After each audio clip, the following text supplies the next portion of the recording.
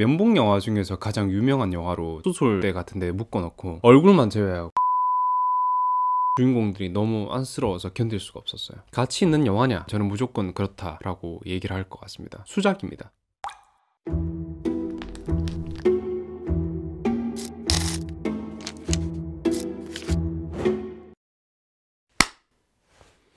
안녕하십니까 여러분, 딥그린입니다. 오늘 또 약간 다시 무중충하게 돌아왔습니다. 다시 한번 보내주신 관심과 사랑에 감사를 표하고 진짜 엄청 고맙습니다 여러분들. 바로 본론으로 들어가겠습니다. 오늘 또 미친 영화로 돌아왔는데 바로 마터스입니다. 그 프렌치 뉴웨이브 호러의 끝판왕이고 완성도가 엄청난 영화라고 생각해서 이거를 가져왔어요. 엄청 유명하기도 하죠. 제가 고어 영화 등급표 리뷰를 하면서 제 주관으로 영화 몇 개를 등급표에 또 추가해봤잖아요. 그 중에 하나고 너무너무 충격적인 영화로 유명합니다. 특히 면봉 영화 중에서 가장 유명한 영화로 또 알려져 있어요. 헐리우드에서 리메이크한 그 작품 아닙니다. 그건 쓰레기입니다. 2008년에 개봉한 프랑스 영화 마터스 천국을 보는 눈, 이게 오리지널이고 유사품에 주의하십시오. 그리고 이 영화가 점점 유명해지다 보니까 아무리 충격적이고 재밌다고 해도 유명세를 타고 보면은 악명이 좀 유화되면서 그 정도는 아니던디? 할 수 있잖아요. 근데 제 주변에서 또는 이 영화를 봤던 사람들 중에 별로던데? 라고 하던 사람은 단 한 명도 못 봤습니다. 그 정도로 엄청난 영화고 시사하는 바도 대단하고 미장센이라든가 수위, 아트, 촬영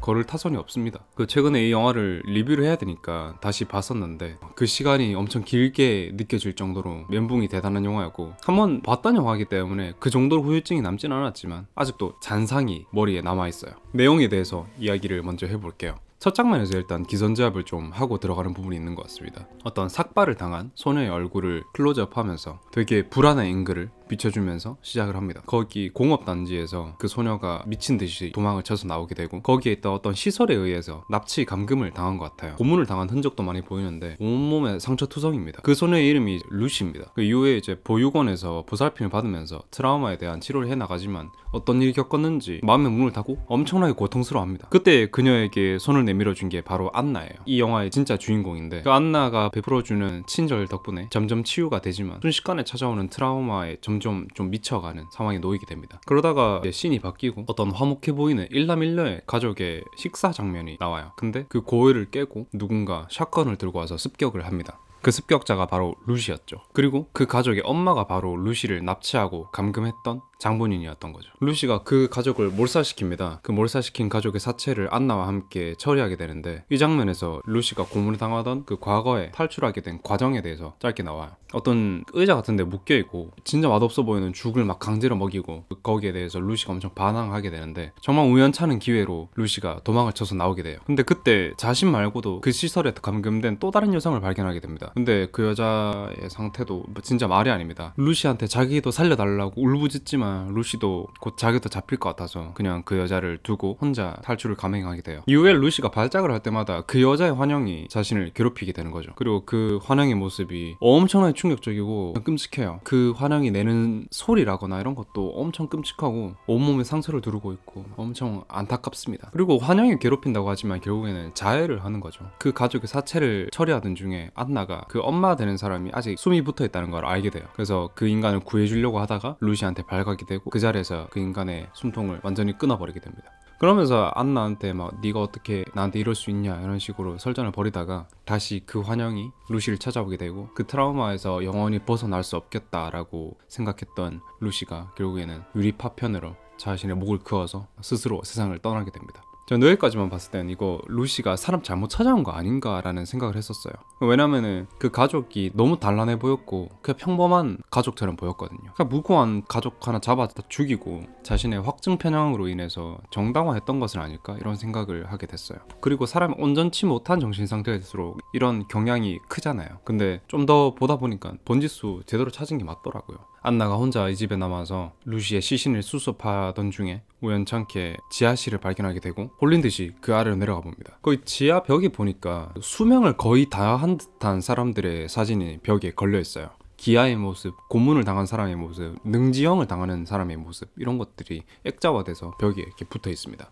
여러분 참고로 능지형이 뭔지를 아십니까? 우리나라 조선에서는 능지처참이라고 하면은 그 무덤을 파서 그 무덤 주인을 육신을 도륙내버리는 그런 걸로 알려져 있는데 이게 원조는 다릅니다. 원조가 이게 중국에서 행해지던 처형법인데 사람을 포 뜨는 겁니다. 그것도 죄질에 따라서 몇백 포를 뜰 때도 있고 몇천 포를 뜰 때도 있고, 그래서 이거를 공개 처형식으로 해서 장터 같은 사람들 많이 지나 다니는 곳에서 공연식으로 했다고 합니다. 숙련된 집행자들은 피가 잘 나지 않는 부위를 포 뜨는 형식으로 해서 거리 구경꾼들에게 막 쇼맨십으로 어디를 포 뜰까 이런 식으로 했다는 기록도 있습니다. 엄청 끔찍하죠. 여튼 돌아가서 그 지하로 내려가 보니까 철심이 박힌 투구 같은 거를 쓰고 있는 한 여성을 발견하게 되는데 루시가 봤던 환영이랑 굉장히 흡사한 모습을 하고 있어요. 그래서 그녀를 구해주고 루시의 시신 옆에서 잠깐 정신을 잃었다가 깨보니까 루시를 가둬뒀던 일당들이 집으로 쳐들어옵니다. 그리고 안나가 구해준 그 여성을 총으로 한 방에 날려버리고 안나를 다시 그 지하실로 끌고 내려가 버려요. 그리고 꽤나 나이가 들어 보이는 그 단체의 수장이라고 해야 될까요? 그 대장급 되는 인간이 와서 안나를 앉혀놓고 설명을 해줍니다. 제가 아까 언급했던 그 사진들에 대해서 자세하게 설명해주면서 온갖 고문, 사고, 질병으로 인한 극단의 고통을 겪은 사람들의 눈이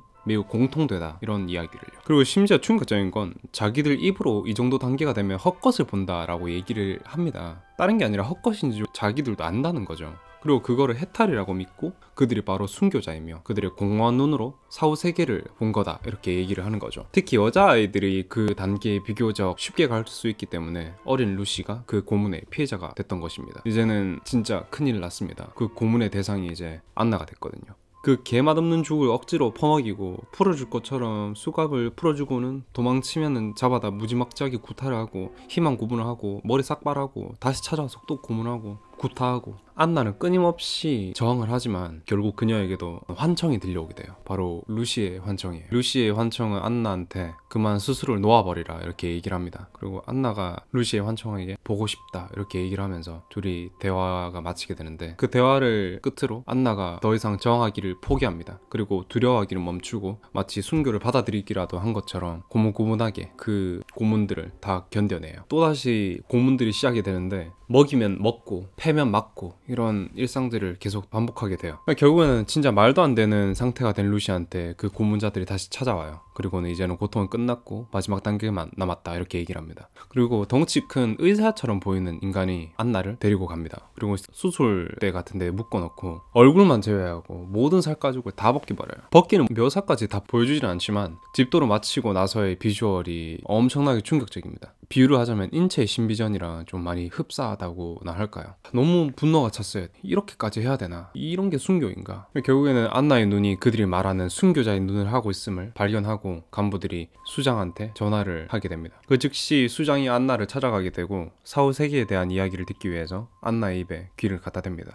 안나가 무언가를 얘기하게 되고 그를 들은 즉시 자신이 들은 이야기를 발표하기 위해서 관련자들 다 그 집에 모아요. 마치 건물 완공식이라 하는 듯이 막 설렘과 함께 모이게 되고 수장은 자신의 발표를 어떤 방에서 준비하고 있는데 그 수장의 집사라고나 할까요? 아니면 오른팔이라고 해야 될지 모르겠는데 그 남자가 찾아와서 사람들이 모두 모였으니 이제 가시면 될 것 같다 이렇게 얘기를 합니다. 근데 그 수장이 화장을 다 지우면서 그 남자에게 물어봐요. 사후 세계에 대해 상상해 본 적 있는가? 그 남자가 대답합니다. 아니요 선생님. 거기에 수장이 이렇게 대답합니다. 그럼 계속 궁금해하세요. 라는 말을 마지막으로 총을 입에 넣고 방아쇠를 당겨버립니다. 그리고 순교자로서의 임무를 마친 루시의 눈을 클로즈업하면서 영화 크레딧이 올라옵니다. 내용만 들었을 땐 어떠신가요? 여러 가지를 느끼실 수 있을 것 같은데 특히 허무함, 분노, 그렇게까지 해야 되나? 이런 생각들을 하셨을 것 같습니다. 영화나 책을 시청함에 있어서 특히 열린 결말을 내놓은 작품에서는 개개인의 자의적 해석을 좀 유도하는 부분이 있다 이렇게 생각을 해요.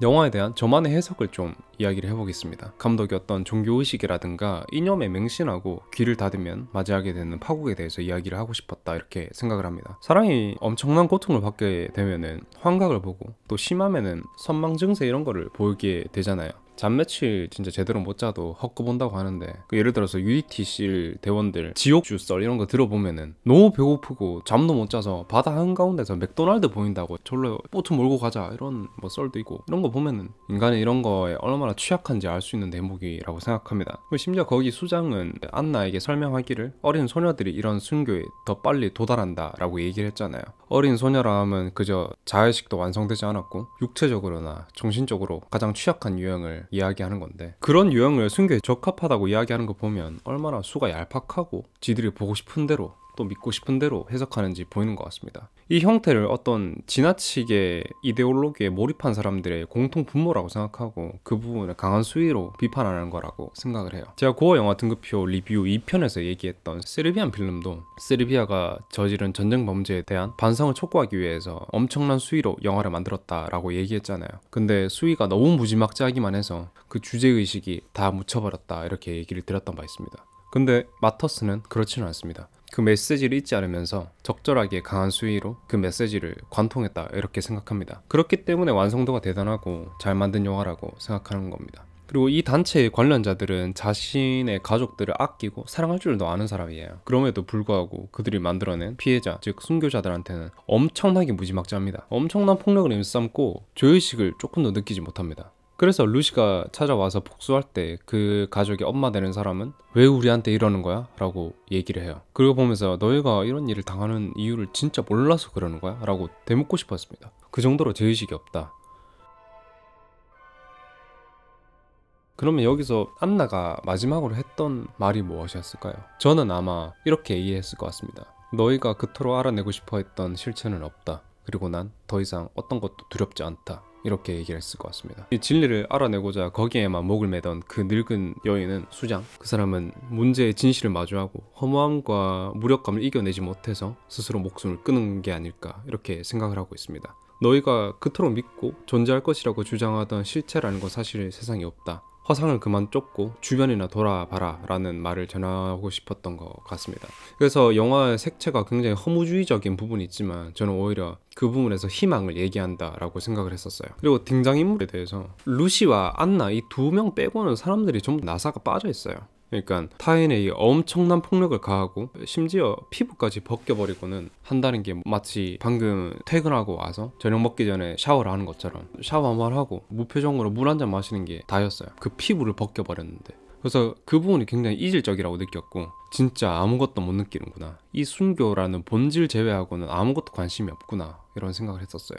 그리고 그 순교라는 게 어떤 자의적으로 한 게 아니라 타의에 의해서 이뤄진 거잖아요. 그래서 과거에 뭐 재물을 바치는 행위라든가 아니면은 현재에서도 일어나는 여러 가지 뭐 순교라거나 이런 것들을 본질에 대해서 과연 순교자들이 진짜 원해서 했던 것일까? 이런 질문을 또 동시에 던진다고 보고 있습니다. 자기 생각에 완전히 사로잡힌 사람은 실제로 그거밖에 보지를 못하는 것 같습니다. 그리고 주변에 어떤 일이 일어나고 있는지 조차 확인을 못하는 것 같아요.